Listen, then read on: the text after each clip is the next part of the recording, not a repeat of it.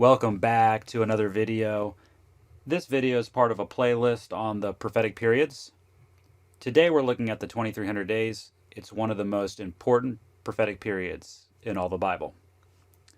Our opening quote reads, "The scripture which above all others had been the foundation and central pillar of the Advent faith was the declaration, unto 2300 days, then shall the sanctuary be cleansed." As Mr. Miller's opinions respecting the nearness and nature of the millennium became known, they naturally elicited a good deal of comment among his friends and neighbors, and among those at a distance. Some of their remarks, not the most complimentary to his sanity, would occasionally be repeated to him.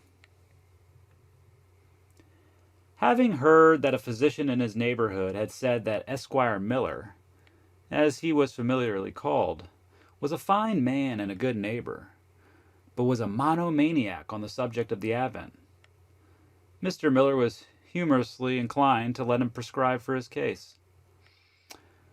One of his children being sick one day, he sent for the doctor, who, after prescribing for the child, noticed that Mr. Miller was very mute in one corner, and asked what ailed him.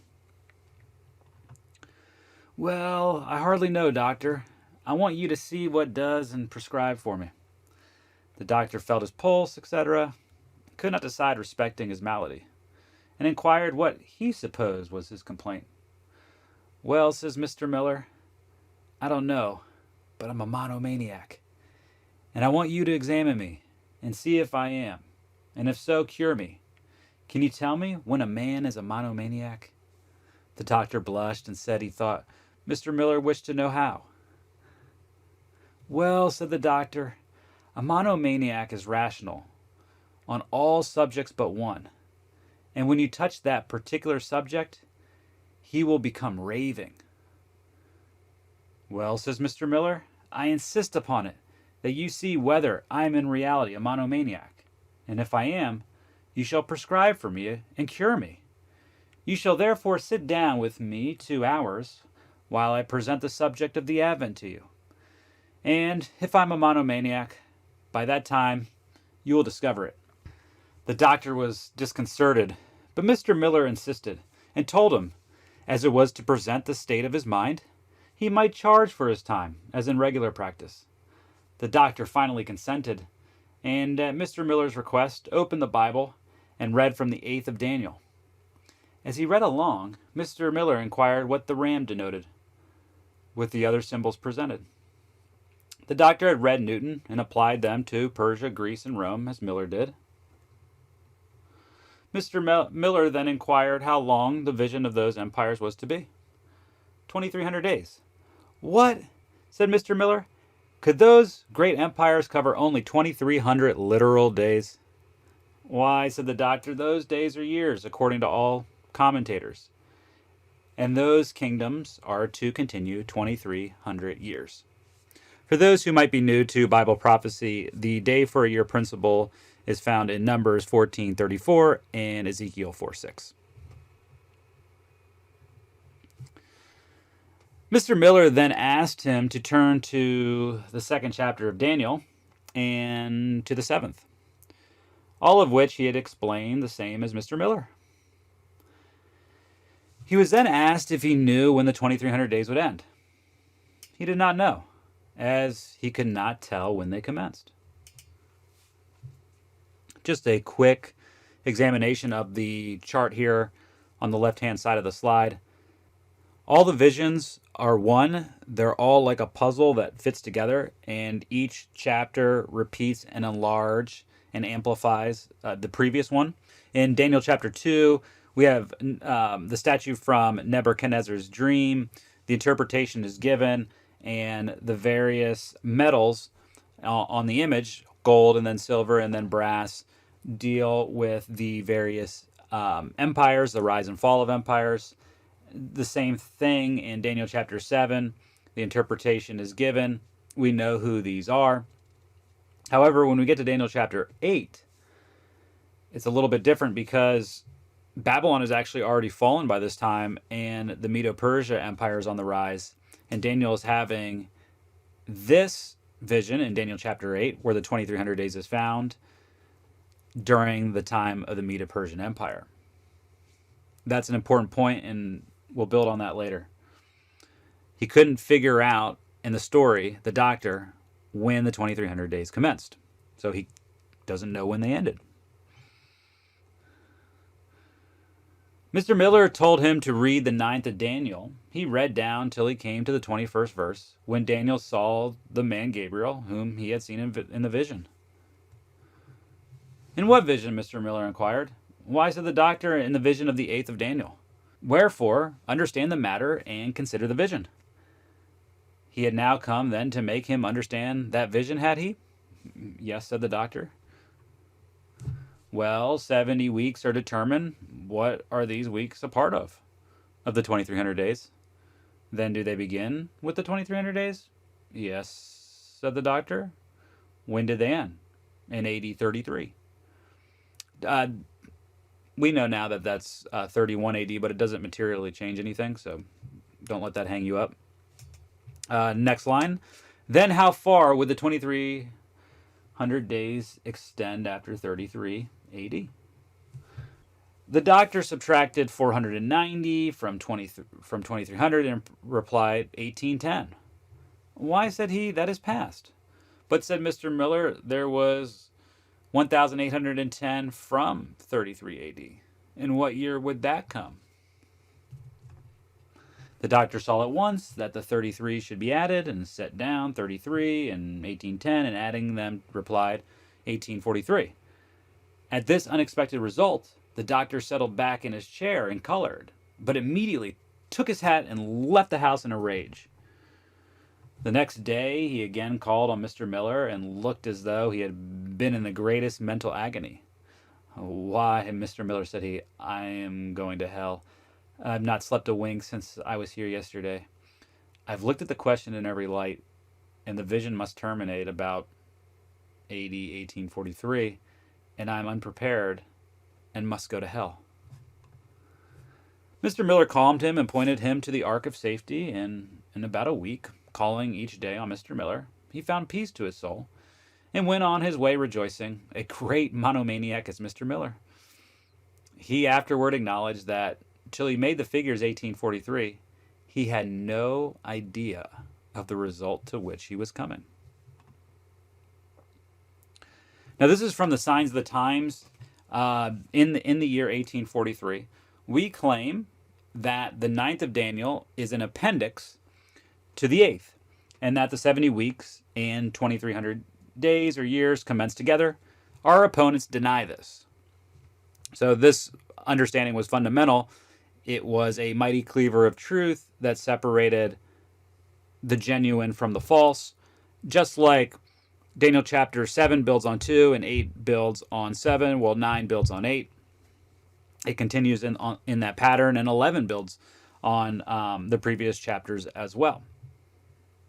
Daniel didn't understand the vision concerning the prophetic period, the 2300 days. If you read the chapter, that's very clear. And then Gabriel comes and gives him understanding. He makes him understand the vision. The context necessitates that it's talking about the 2300 days. And so the 70 weeks explains how to understand the 2300 days. That's why they commence together. It's ingenious. This is from the book Harmony of Prophetic Chronology by Apollos Hale. This was written in 1846 after the Great Disappointment. The second point to be settled in explaining the text, Daniel chapter 9, verse 24, is to show what vision it is which the 70 weeks are said to seal. And it should be understood this involves one of the great questions which constitute the main pillars in our system of interpretation. So far as prophetic times are concerned, if the connection between the 70 weeks of Daniel 9 and the 2300 days of Daniel 8 does not exist, the whole system is shaken to its foundation. If it does exist, as we suppose, the system must stand. Let's read Daniel chapter 9, verse 23 and 24 to get a clearer picture. At the beginning of thy supplications, the commandment came forth, and I came to show thee. For thou art greatly beloved. Therefore understand the matter, Daniel, and consider the vision. 70 weeks are determined upon thy people and upon thy holy city to finish the transgression, and to make an end of sins, and to make reconciliation for iniquity, and to bring in everlasting righteousness, and to seal up the vision and prophecy, and to anoint the most holy. So which vision is being sealed up? Miller says to seal up the vision and prophecy. What does to seal up mean? I answer, it means to make sure, certain, unalterable. So the 70 weeks make certain the 2300 days. Apollos Hale, continuing in the same book, the fulfillment of the time appointed for the sufferings of Christ, designed to guide the people of God in reference to the time of his appearing in glory. Therefore, understand the matter and consider the vision. 70 weeks are determined upon thy people and upon the holy city to seal up the vision. So if you can understand the 70 weeks, you can understand something about the second advent.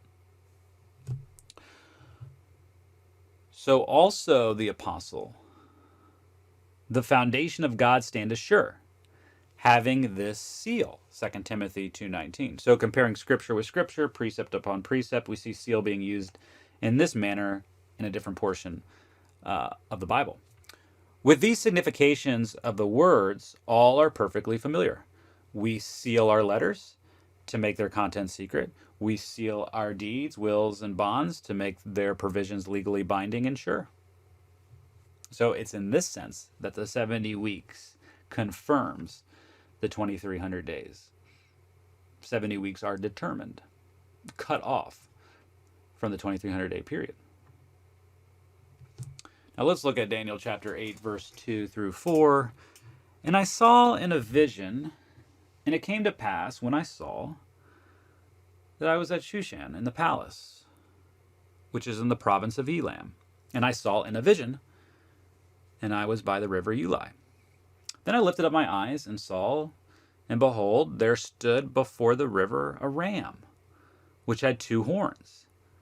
And one of the two horns were high, but one was higher than the other, and the higher came up last. The Medes came first in 539 to 538. That was that first year that they came. And then the Persians would come up second. That's what this is speaking of. Verse 4, I saw the ram pushing westward and northward and southward, so that no beast might stand before him. Neither was there any that could deliver out of his hand. But he did according to his will and became great. He did according to his will. That means he's ruling. He's in charge. No beasts might stand before him. No kingdoms could stand before him. This verse lets us know that we are at the extent of the Persian Empire. He pushed westward and northward and southward. He must have come from the east because he went in these other directions. Persia's in the east. And he pushed all the way west, north, and south. No kingdom could stand before him. So what year would that be? That's an important question. Now, if we look at Daniel chapter 6, verse 1, it pleased Darius to set over the kingdom 120 princes, which should be over the whole kingdom. This obviously informs us that Darius's kingdom is very large, but is it the largest the Persian kingdom has ever been? No, actually, if we go to the book of Esther, this is speaking of Artaxerxes. I'm going to refer to him that way. Now it came to pass in the days of Artaxerxes, that is, Artaxerxes which reigned, from India even unto Ethiopia, over 127 provinces. So we can see that this is even bigger than during Darius's reign. That's an important point. It lets us know what year we are then in Daniel chapter 8, verse 4. Now, during Nehemiah's ministry, when he was the cupbearer, it reads in Nehemiah chapter 2, verse 6, "And the king said unto me, the queen also sitting by him." Well, what queen could that be? "For how long shall thy journey be, and when will thou return? So it pleased the king to send me, and I sent him a time." The reason that the queen is mentioned in this verse is because the queen undoubtedly is sitting at the right hand of the king, and she's counseling with him. She's the reason that the king is agreeing to allow Nehemiah to go. Now, what queen was this? When we look at Esther chapter 2, verse 17, we see, "And the king loved Esther above all the women, and she obtained grace and favor in his sight more than all the virgins, so that he set the royal crown upon her head and made her queen instead of Vashti." So this was Esther that was helping Nehemiah go back and rebuild the wall. It was also Esther that did something very important. "Then the king made a great feast unto all his princes and his servants, even Esther's feast. And he made a release to the provinces." So the captives were going free, "and gave gifts according to the state of the king. So Esther was taken unto King Artaxerxes into his house royal in the 10th month." The 10th month would have been December on the Persian calendar, which is the month Tebeth, in the 7th year of his reign. Interesting. There was 3 decrees to go back and rebuild Jerusalem. There was Cyrus, there was Darius, and then the 3rd decree under Artaxerxes, the final one. Nehemiah went back on that pre-existing decree, this 3rd one. This one gave the Jews back their commonwealth. It allowed them to have magistrates, and he gave them everything they needed for the sanctuary system as well. What year in Artaxerxes' reign was that decree made? In Ezra chapter 7, verse 8, it says, "And he came to Jerusalem in the 5th month, which was in the 7th year of the king." Now, if you study the book of Ezra, if I'm not mistaken, Ezra goes back in the 1st month. The feast of Esther, when there was the release of all the captives, was in December. Then Esther goes back in the 1st month, and so between December and let's say April, that would have given Ezra a few months to prepare and get ready for his journey. And then he goes on the journey in the 1st month, and he shows up in the 5th month, which would have been August. So we see how nicely this all fits together. It was Esther, in fact, that helped influence the decree to go and rebuild Jerusalem, which commences the 70-week prophecy, and also the 2,300 days. "Now therefore, and understand that from the going forth of the commandment to restore and to build Jerusalem unto the Messiah the Prince shall be 7 weeks and 62 weeks." Now in Ezra chapter 7, verse 11, "Now this is the copy of the letter that the king Artaxerxes gave unto Ezra the priest, the scribe, even a scribe of the words of the commandments of the Lord, and of his statutes to Israel." 2 verses later, "I make a decree that all they of the people of Israel and of his priests and Levites in my realm, which are minded of their own free will to go up to Jerusalem, go with thee."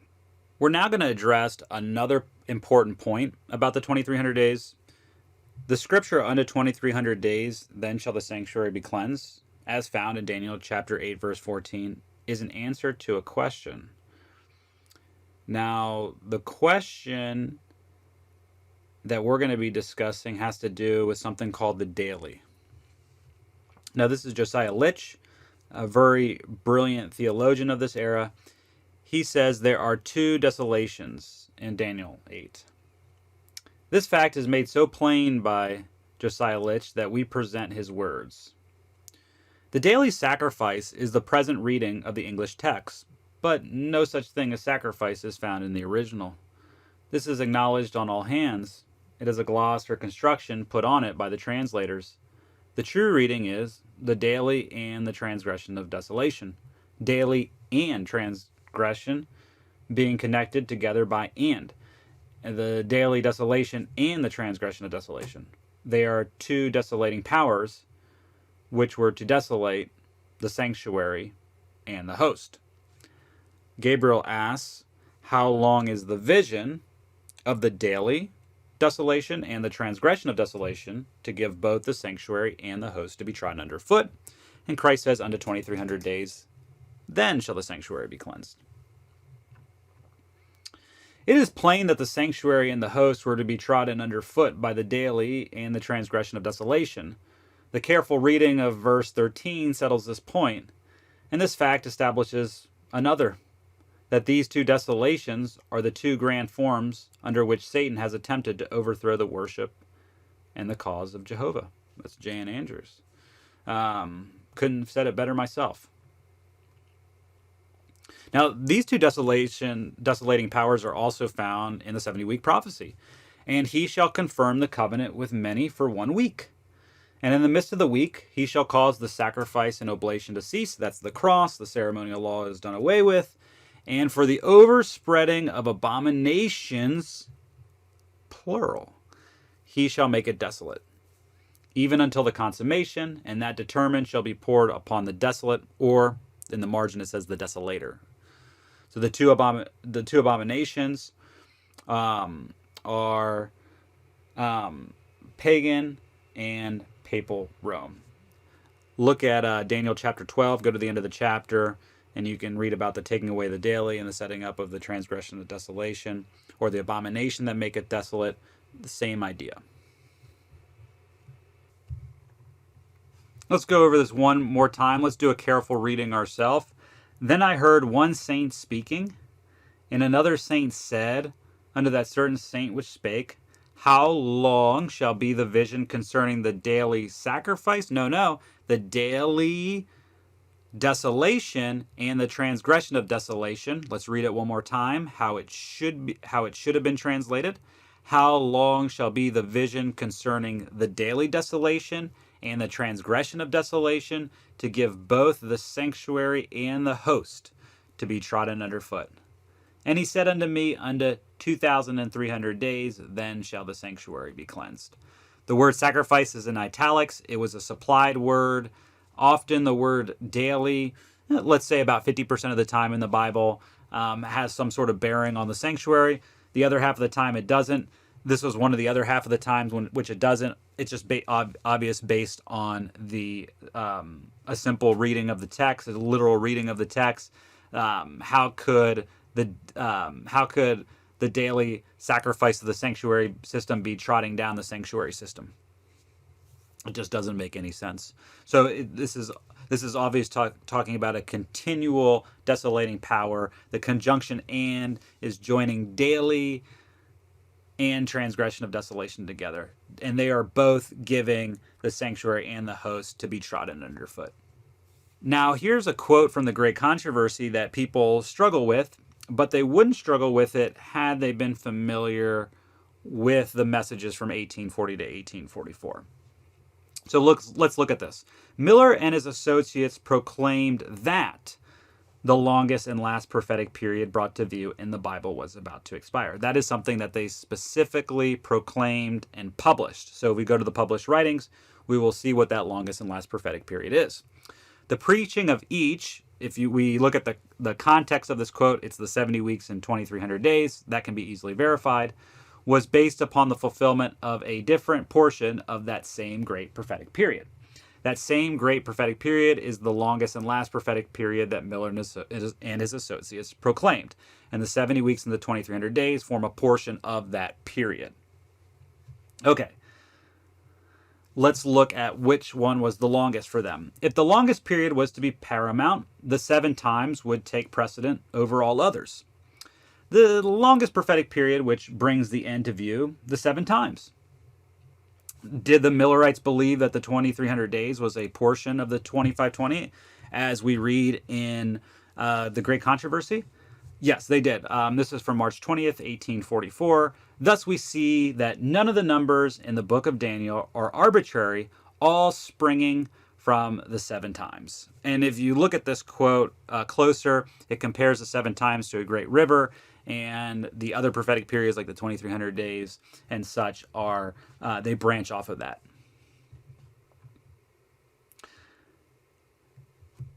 Now, this is really interesting because somebody wrote into the Signs of the Times in this era saying that the 2300 years constitutes the longest prophetic period. Notice how they address this idea.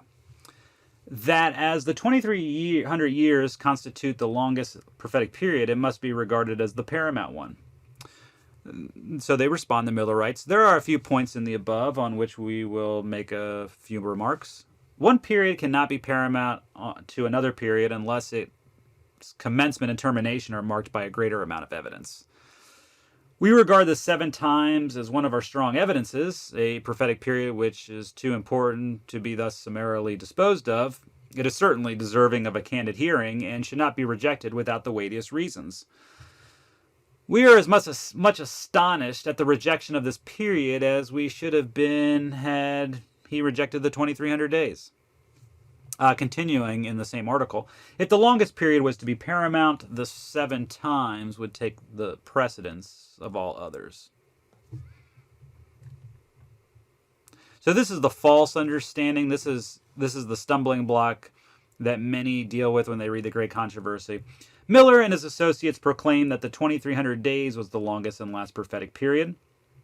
Now let's just stop there.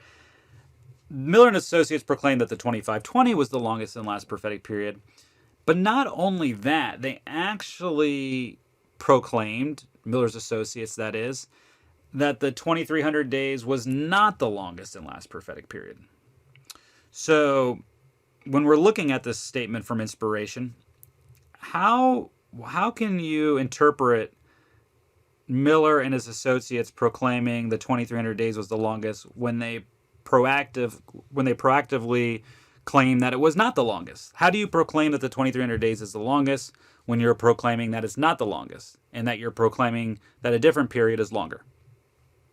That's the first question that I don't think there's an answer for. But continuing, the preaching of the 70 weeks and 2300 days was based upon the fulfillment of a different portion of the 2300 days. Then you have to explain how the 2300 days is a portion of itself. That gets a little bit confusing. Now let's look over on the right-hand column at the true understanding. Miller and his associates proclaimed that the 2520 was the longest and last prophetic period. The preaching of the 70 weeks and 2300 days was based upon the fulfillment of a different portion of the 2520. That makes perfect sense. That's crystal clear, and that's actually historically correct. And I believe that the Great Controversy, one reason why it's such an admirable book is because it's historically correct.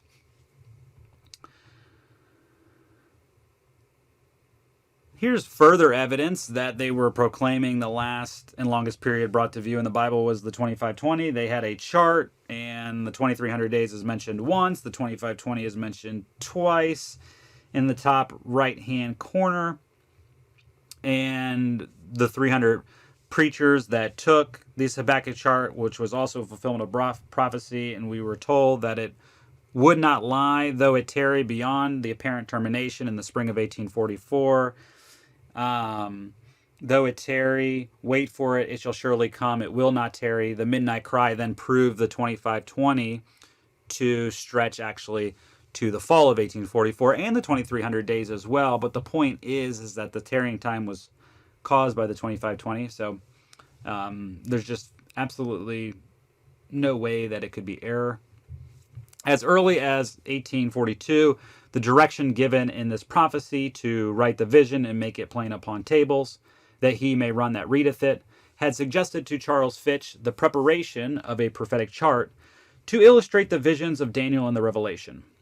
The publication of this chart was regarded as a fulfillment of the command given by Habakkuk. No one, however, then noticed that an apparent delay in the accomplishment of the vision, a tarrying time, is presented in the same prophecy. After the disappointment, this scripture appeared very significant.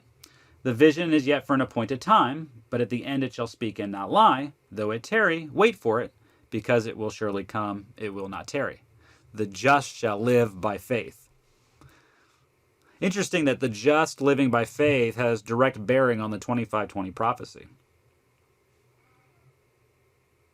And there it is, all blown up. It would speak and not lie. It would seem to fail. There would be a tarrying time. But Samuel Snow came and explained that Manasseh actually went into captivity in the fall of his respective year of 677.